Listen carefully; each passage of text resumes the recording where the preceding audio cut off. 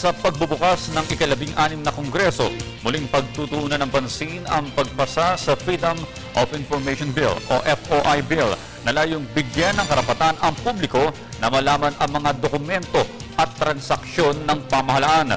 Kasabay ito ng pagpasa ng dalawang senador ng kanilang bersyon ng batas na ito. Para sa detalye, balitaan mo kami, Julius D. Samburon. Magsisimula na muli ang panibagong yugtong haharapin ang Freedom of Information Bill para maipasa ito sa mataas at mababang kapulungan. Dahil dito ay nagpasa sina re-elected Senators Francis Chis Escudero at Alan Peter Cayetano ng kanilang bersyon ukol sa mga transparency measures sa pagbubukas ng 16th Congress.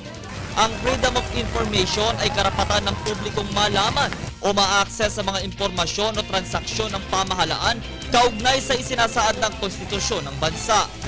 Nakasaad sa Senate Bill No. 18 umano ni Escudero ang isang malinis, tama at patas na hangarin na maipasa ang batas. Sa pamamagitan nito ay mananatili ang tiwala ng taong bayan sa pamahalaan. Dagdag pa niya na dapat lamang na malaman ng sambayanan ng mga impormasyong ito na pasok sa interes ng publiko. Sa Senate Bill No. 90 naman na bersyon ni Cayetano, inihayag niyang tila isang magandang pagkakataon na umano kung maipapasa ang batas sa kasalukuyang administrasyon dahil ito'y kaalinsabay sa Anti-Corruption and Transparency Initiatives ng Pangulo.